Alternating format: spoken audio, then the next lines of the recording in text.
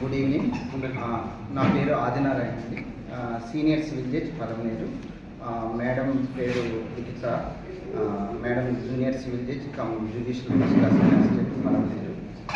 So ఈరోజు ఏంటంటే మీతో మాట్లాడే ముఖ్య ఉద్దేశం ఏంటంటే మనకి 5/7/2025 నేషనల్ లోక్ అదాలత్ దేశవ్యాప్తంగా జరుగుతుంది. మనకేంటంటే ఇక్కడ పలమనేరులో కూడా నేషనల్ లోక్ అదాలత్ పలమనేరు కోర్టు కాంప్లెక్స్లో 2 బెంచ్ల్లో జరుగుతుంది. First bench junior civil judge గారు, సెకండ్ బెంచ్లో సీనియర్ సివిల్ జడ్జి గారు, ఇలా 2 బెంచ్లు జరుగుతుంది. అన్ని కాంపౌండబుల్ కేసెస్, క్రిమినల్ కేసెస్, అలాగే అన్ని సివిల్ కేసెస్, అలాగే పిఎల్పీలు ఉన్నాయి. ఇంకా రిమైనింగ్ లోక్ అదాలత్లో డిస్పోజ్ అవ్వగలిగే అన్ని కేసెస్ కూడా మనం ఈ లోక్ అదాలత్లో పరిష్కరించుకోవచ్చు. ముఖ్యంగా ఏంటంటే కోర్ట్స్లో ఎక్కువ పెండెన్సీ కారణంగా ఏంటంటే మనకి మీ అందరికీ తెలిసి ఎక్కువ కొంచెం అది పరిష్కరించుకునే దానికి కొంచెం కాలయాపన జరుగుతుంది. Because of so many reasons. మనకి లోక్ అదాలత్ వల్ల ఏంటంటే ఒక సెటిల్మెంట్, బోత్ పార్టీస్ ఒక సెటిల్మెంట్కి వచ్చారనుకోండి, ఒక అవార్డు రూపంలో ఇవ్వడం జరుగుతుంది. లోక్ అదాలత్లో ఒక అవార్డు రూపంలో ఇవ్వడం జరుగుతుంది. రెగ్యులర్ కేసెస్లో ఏంటంటే ఒక జడ్జిమెంట్ వస్తే ఆ జడ్జిమెంట్స్కి అప్పీల్ కానీ అక్కడి నుంచి హైకోర్టుకి అప్పీల్, అలాగే సుప్రీంకోర్టుకి అప్పీల్ అలా ఉంటుంది. కానీ ఇక్కడ అవార్డు రూపంలో పాస్ అయిన అవార్డులు ఏంటంటే అలాంటి అప్పీలబుల్ అవార్డ్స్ కాదు. అక్కడితో ఒక సమస్య పూర్తిగా పరిష్కారం అవుతుంది. సో దాని మీద ఏంటంటే 2 పార్టీల అంగీకారం ఉండడం వల్ల ఏంటంటే అది ఎగ్జిక్యూటబుల్ అవార్డుగా తయారవుతుంది. ఎందుకంటే వాళ్ళు 2 పార్టీలు అంగీకరిస్తేనే ఒక అవార్డు రూపంలో మనం పాస్ చేస్తున్నాము. ఈ అవార్డు ఎలాంటిదంటే జడ్జిమెంట్, డిగ్రీతో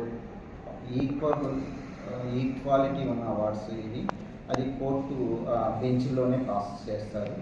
సో కొన్ని కాంపౌండబుల్ క్రిమినల్ కేసెస్ ఏవైతే ఉన్నాయో అలాంటి కేసెస్ అంతా కూడా మనకి లోక్ అదాలత్లో ఎవరైతే విక్టిమ్స్ ఉన్నారో వాళ్ళ ద్వారా మనం పరిష్కరించుకోవచ్చు.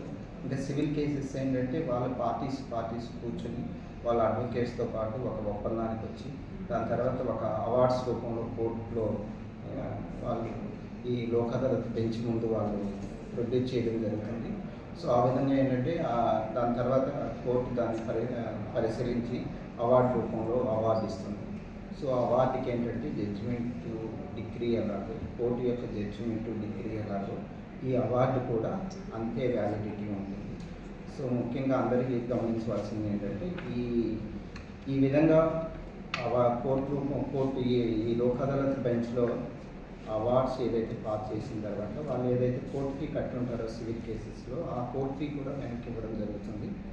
అందువల్ల ఏంటంటే జనాలందరూ దీన్ని దృష్టిలో ఉంచుకుని ఒకవేళ ఆల్రెడీ పరిష్కారం అయి ఉంటే వాళ్ళు ఆపోజిట్ పార్టీతో మాట్లాడుకున్నది ఒక పరిష్కారం అయి ఉంటే వాళ్ళు ఈ లోక్ అదాలత్ని సద్వినియోగం చేసుకోవాల్సిందిగా కోరుతున్నాను.